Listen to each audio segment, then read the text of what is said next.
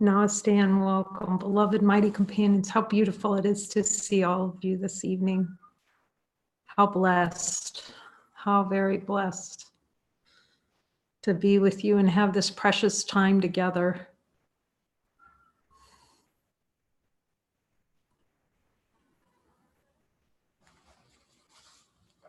And to really listen, that deep listening and to the voice of love, that voice of love that's so precious to us.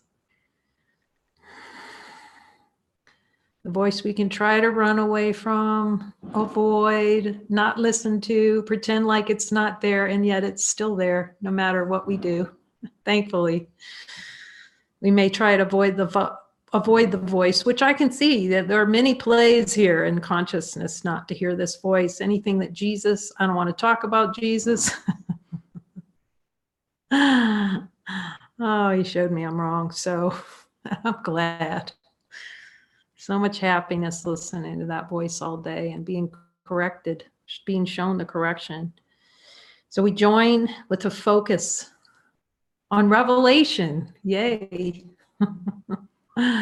Infinite light. These circles, he keeps saying revelation readiness, and bless one of, I can't remember his name, so wonderful. He texted me and he goes, okay, I have this group and, would you share out on this? And he started talking about, he'd seen us talk about revelation readiness. And it's like, yeah, that's just a great topic. So I started talking about it yesterday. I asked Jesus, I want to hear all about revelation. Don't we all? What is that? And the simplicity. And this is revelation. If we're called here to come to light, to be together in this way, this is revelation readiness, because revelation is merely seeing what is already here. We've talked about this a bit before, and it's so simple. It's not the big bang. It may be, maybe some beings have a big bang. I didn't have, the lights didn't go out, nothing, when you start beginning to see it like we see it so simply in these light circles, that we're infinite beings. We can see in the light of divine being that there's something here that doesn't die, and it doesn't belong to anyone. Can someone write a contract? Okay, here, I own infinite light. It's mine. No one else can have it, because we look in this light, we see, look, there's only light. There's only light. And then there's no delight, which we thank Jesus for showing us where all the no light for me today are. No happiness, no joy, no infinite light. And he just stays with it. And I'm having a growing appreciation for the purity of this. To look, see that we're light every day, see it twice a day. Okay, yeah, it's still here. I'm light. No matter how cranky I was 20 minutes ago, I can still see that light's here. And I can still see it that if I was cranky 15 minutes ago, that meant, or even cranky now, it still doesn't change that the light's here. Yeah, the light is the light is the light. Infinite light. And so to look so directly, okay, there's light, and look, it's so easy to see, okay, now what does each of these things mean? And not really get involved in all the arguments that are showing up, like, is this the right ACIM book? Is this, it's like, what's here right now, now. That's what I appreciate about a new covenant. Is light here now? Yes or no? Okay, that's honesty. And if it's not, then I'm not totally infinitely happy. Okay, now I put a little X over myself and say, no, I'm not light. I'm saying, okay, I just denied myself. And then Jesus says, cease to deny. So simple, So direct, so unsparing. And any thought that arises, here it comes, it's coming by, it feels like a big whomping one. And then we just go ahead and let it just do the circle right into the light of infinite being and see if it survives in there. Is any thought, feeling, or emotion that rose today, I'm going to do that and see if there's anything Jesus wants to show me. Any doubt thoughts, and just put them. Any of that feeling, just put it right in the light and see how long it lasts. Just, that's direct. Don't have to have a story about it. Don't have to figure it out. Does this last in the light? And the answer is no. Okay. That's how fast the correction is when we choose it. Sometimes we don't choose it. See that little mind spin. But then I just asked Jesus, okay, Jesus, can you remind me? It's just the willingness. Will you remind me? If you have to call, and like I called on Ariel and Gabriel today. Okay, come on over. I'll invite the angels. I'll invite whoever. I don't know for sure. I just hear it that they're angels and that they're totally available. I spoke about them before, so it's all for me. They will help us because we're on the most valuable mission on this planet. There is not, can we find in the infinite light of being anything more valuable than infinite light of being and be so focused on only that in this lifetime? We can love our families. They're precious. We're grateful for all that we're given. We're grateful for a house. We're grateful for food. But this is gratitude that's identity that's so far beyond form. This God dependency. That infinite light is the only reality. The only thing that won't leave us is infinite light, the only thing that does not leave or change. Can we find a way for infinite light to kind of step out next door? It's good to look that because of that abandonment, the desire to abandon ourselves, abandon the light, and then go, God did it, or my brother did it, or Santa Claus did it, whoever else besides.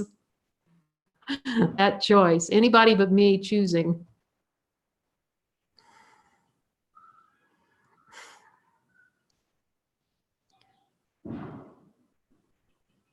And someone was asking me, so lovely, called me, and he was involved in the publication of A Course of Love. And he asked me about the sentence, a couple of sentences in A Course in Jesus, A New Covenant, that sentence in the beginning where it says, this is beyond the Course, this is beyond A Course of Miracles, A Course of Love, and listen, follow. You know, and Jesus is really saying this is just kind of not holding on to any idea of anything, like that a certain book does it or a certain, right? Because the light isn't locked down onto what book to be reading. Is seeing that we're in Revelation, the revelation that there's light here. Is it looking for a new book to read?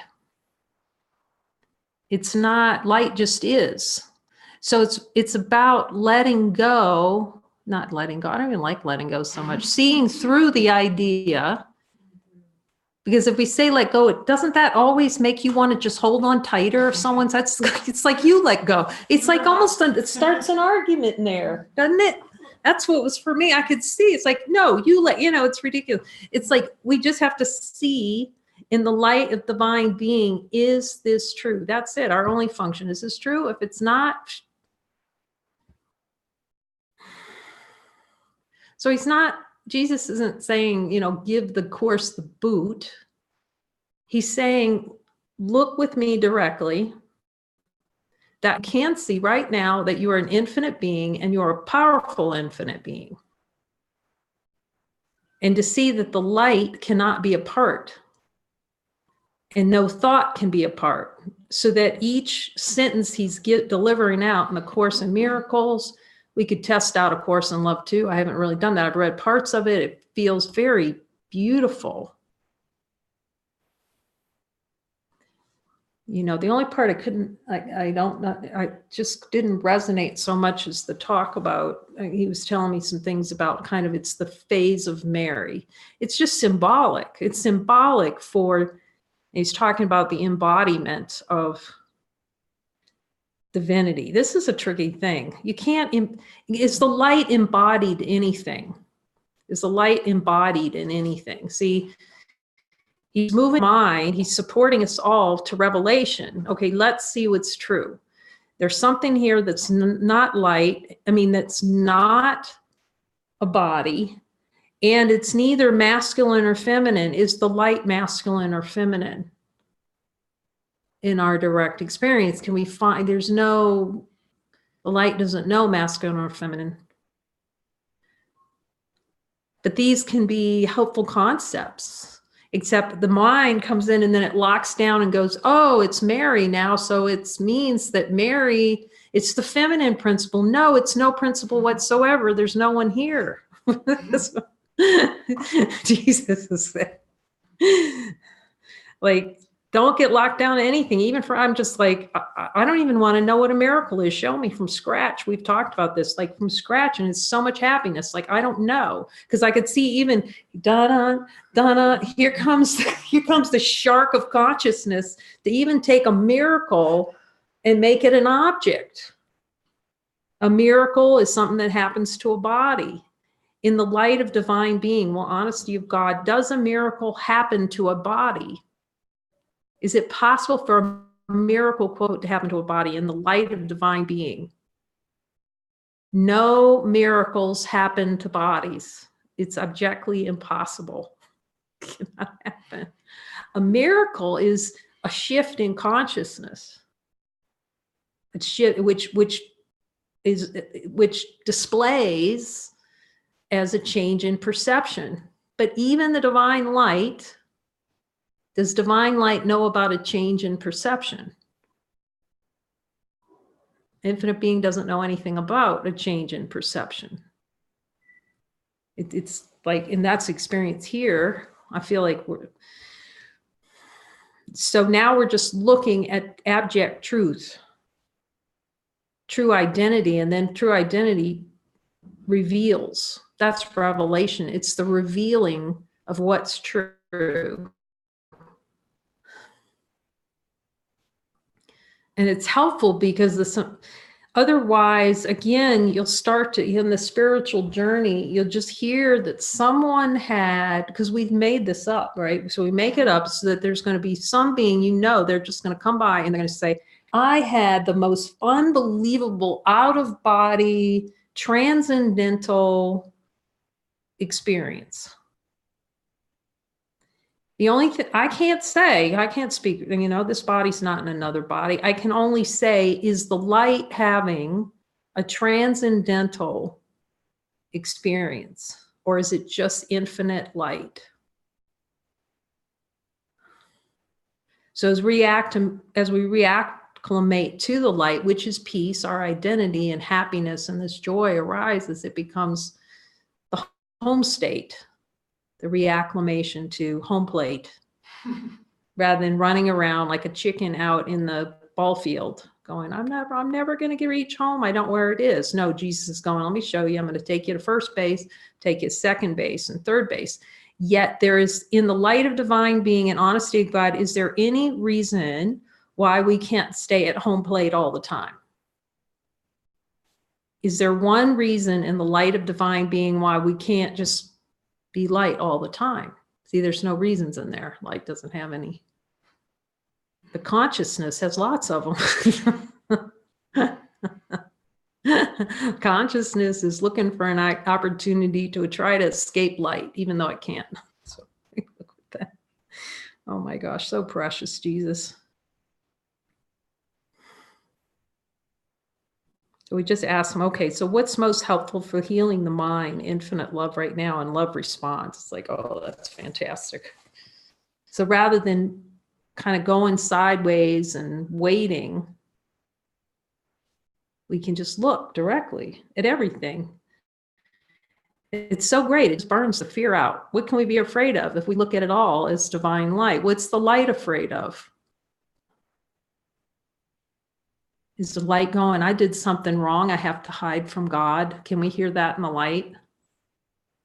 It's impossible.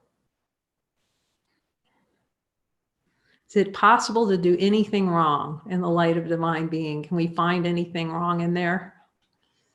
Hunt around in the light of divine being and see the light with a big finger pointed. It's like impossible. So even if we forget the light, it's still here and it's not accusing us of anything. The body, if properly understood, shares the invulnerability of the atonement to two-edged application. This feels helpful to look at with Jesus.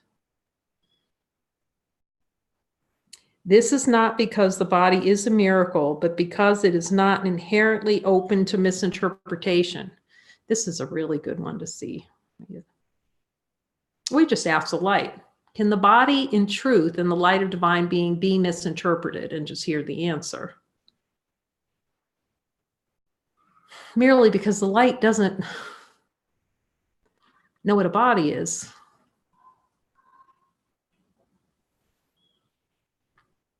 It's not to deny the body. That's really important. He's going to talk about that some more here. It's just to see, does the light know what body is? Just to start questioning so that the revelation comes that I am not a body, I am free, is like, oh, right, no body here. The light can't find that. The body's MIA in light, missing in action. So it's not avoiding the body. Is the light avoiding the body? Light doesn't avoid the body. It just doesn't make the body a reality. It just is. Okay, so it's here. It doesn't make anybody guilty for having a body. Does the light make anybody guilty? Oh, you have a body, you need to be guilty. It doesn't. It's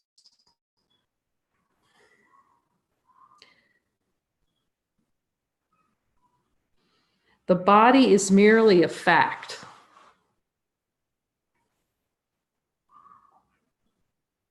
It's not a, let me ask Jesus to be clear on this.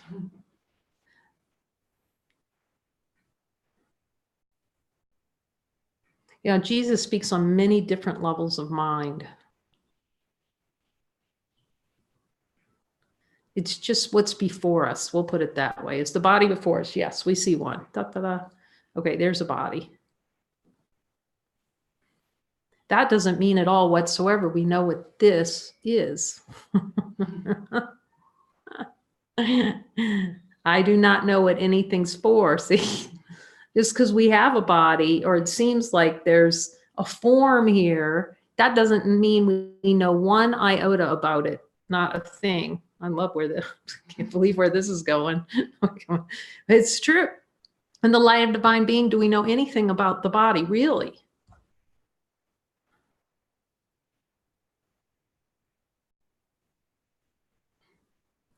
But this is this is in caps too. Its abilities in caps can be and frequently are overvalued. And notice the ego's really, it comes in and it, dana, dana, and it looks for abilities. And then it judges. I have this ability and I'm really good at this and I'm not good at that. And, you know, it's kind of the way it plays with what a body can do and can't do. Those who are, oh, let's see. However, it is impossible to deny its existence. We can see there's a body here. We're not denying that there's something, da, da, da. But it does feel helpful, I'm asking Jesus, yes, to question what it is. And does it actually approve that we're apart from with the totality? That's what he's bringing in, asking. Yes, bringing into question. Does this movement prove that this is separated from everything else? So it's just questioning. However, it is almost impossible to deny its existence. So let's just say we can't, it's here. See, there's a hand moving. It must be a body. The use of the word unworthy here implies simply that it is not necessary to protect the mind by denying the unmindful. So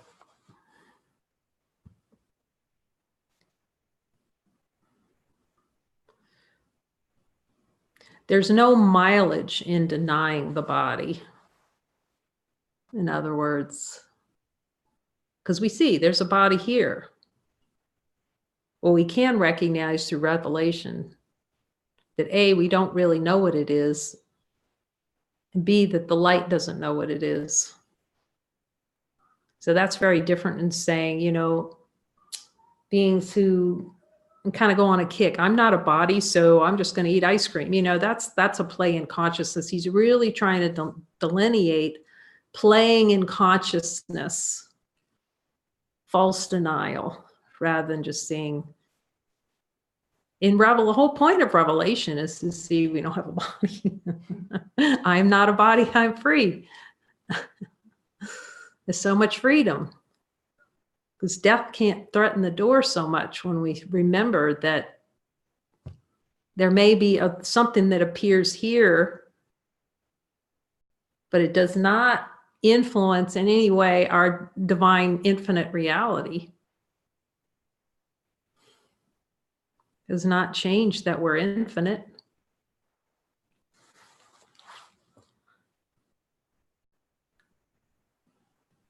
The use of the word unworthy here implies something that is not necessary to protect the mind by denying the unmindful.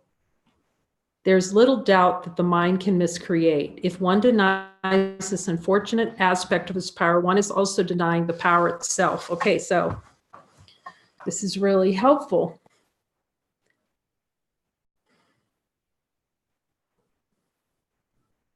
So we don't want to deny the miscreation ability, actually, because it actually, let's see how we're going to put that. The mind is very powerful. And when we start to see that the mind is powerful enough to express in a dream a body, we're starting to be on to our divine power. To express a world in totality, that we're part of that which, even though it's a dream, there's a tremendous power in that.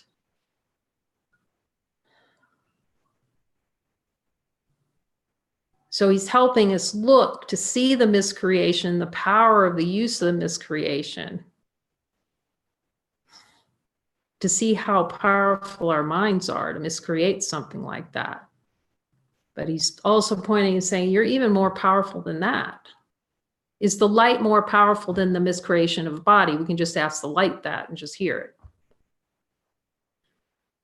Far, far, far more powerful than miscreation of a body.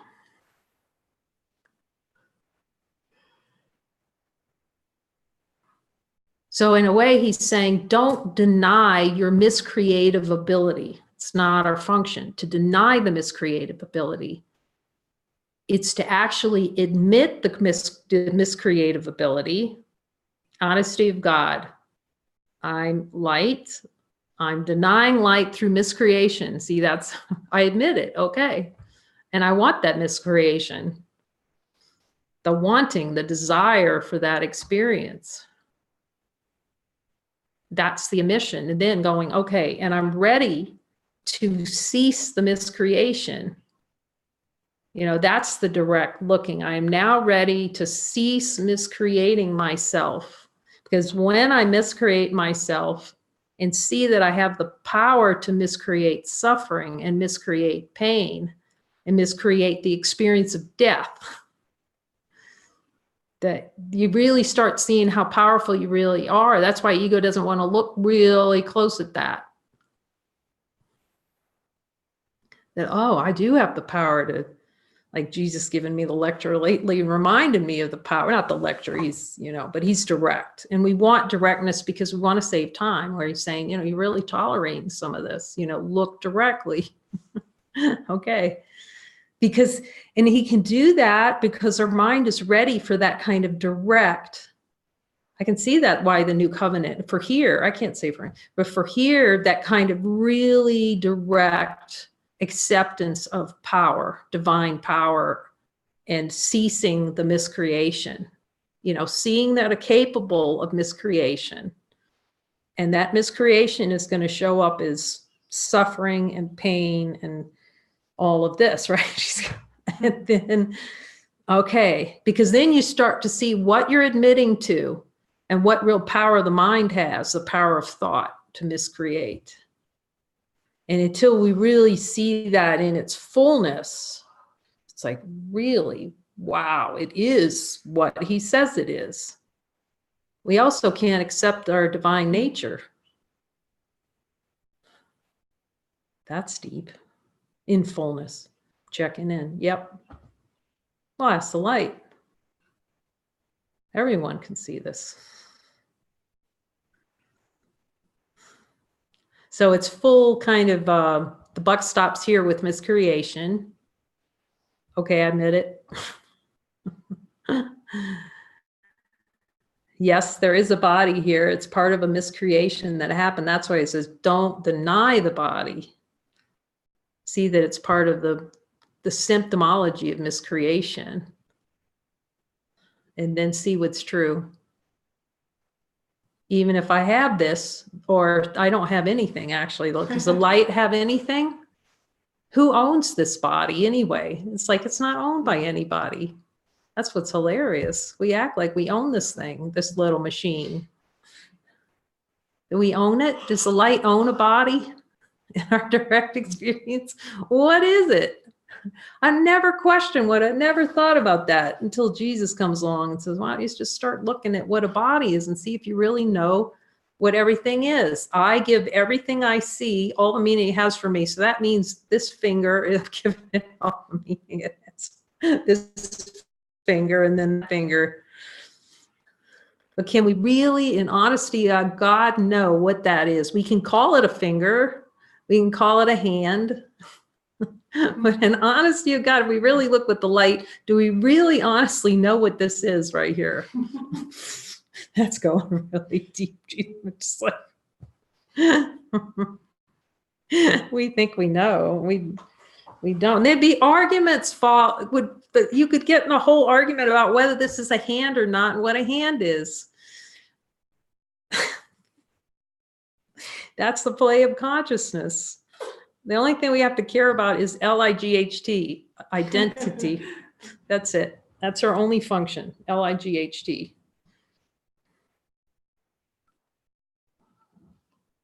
If one denies this unfortunate aspect of its power, one is also denying the power itself, the power to miscreate. All material means which man accepts as remedies for bodily ills are simply restatements of magic principles. Let's look at that closely.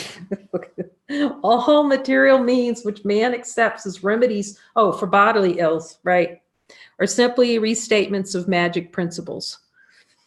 Oh my gosh, we just had a talk about this today. Boy.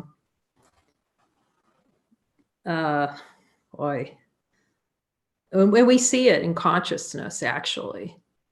It's consciousness is about magic.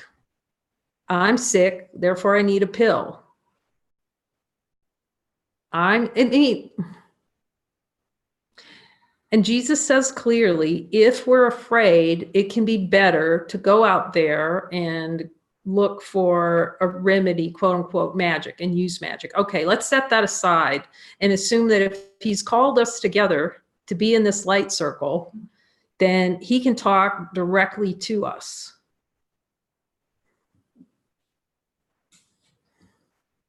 And he's just saying, you will never, ever be happy or in recognition of how powerful you are as an infinite being with magic.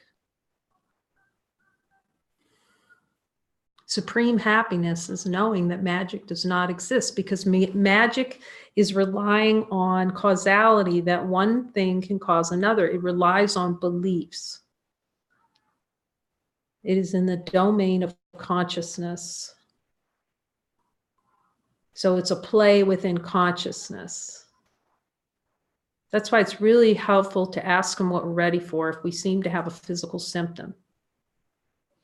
I can hear him make note, because this is for me. Make no mistake about the divine power you have, and to ask me and have it revealed, every belief below any physical symptom. I'm asking him to be clear. He says, yes.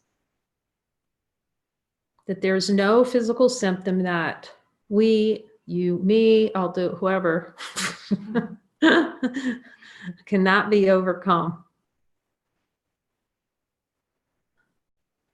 by direct looking in the light of divine being with honesty of God. And if that isn't the happiest news on this planet, just notice how you feel next time you go in a health food store and you just see rows. How could we possibly decide which drugs, now he may guide us to that if we're at that level of mind. But we're at the level of mind of revelatory experience where we realize in the light of divine being, is there a single belief in there somewhere in that light of divine being? And is there any cause and effect? Where's cause and effect? That one thing causes another thing. Does that exist in the light of divine being? No causality, because there's no separation. There has to be separation. So full acceptance of divinity in Jesus's terms, yes, you can recognize, yes, I'm a divine being. But to transcend all pain, suffering, physical symptoms, it's like, that's a deal. And to see how powerful we are as infinite light beings. Yes, miscreated, okay. Forgive ourselves the miscreation, see that it ain't so, and keep asking, okay, show me, show me.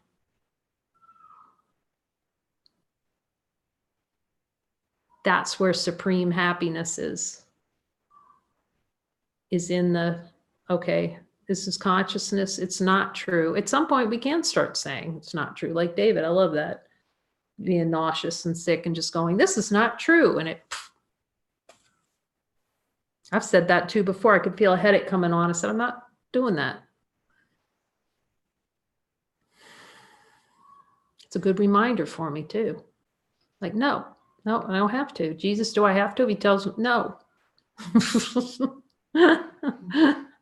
We're powerful beings. We don't have to do that. No. Never thought about saying no before. Just assumed, okay, this hurts, so I have to accept it. Like, no, we don't. We may have to look deeply at the underlying. But I'm taking it as his word. And his word is that every single pain, suffering, twitch,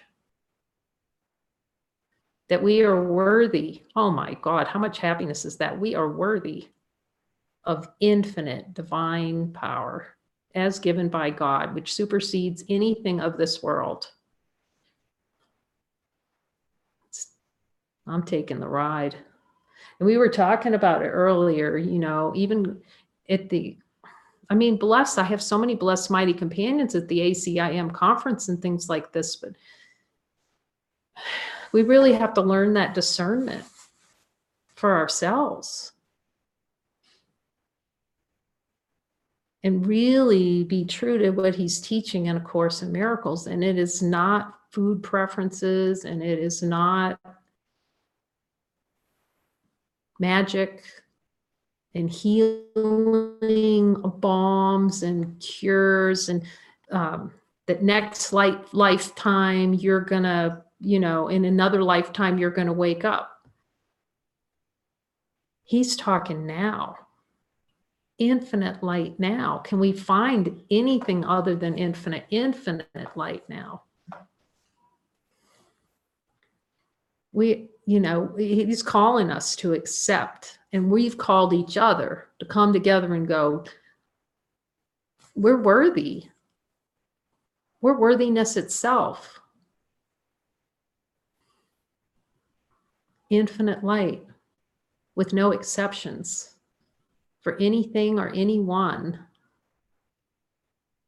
That voice that tells us to do something, then we do it because we are divine beings. And to not do it is to say we're weak. This is the gateway for here. This is the blessing. Because we have a whole world of reflections of magic and what doesn't work, and we have to suffer, and we have to.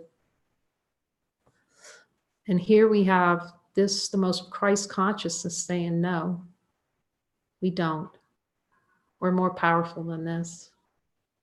I'm really grateful for that every passing day, and to have my mighties that he's given to come together in this.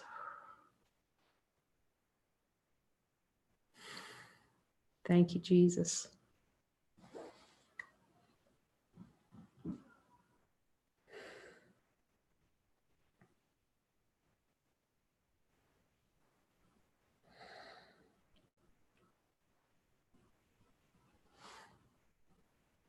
So much love for all of you from San Juan, Costa. And if any of you would feel the spark in your heart, you would like to collaborate with us on some projects we have related to videos and picking out some segments from videos to share, we're happy to hear from you if that comes into your heart and guidance from Jesus. We really feel the collaboration with our mighty companions. So just send us a text and we can tell you more about it. We love you greatly. Thank you.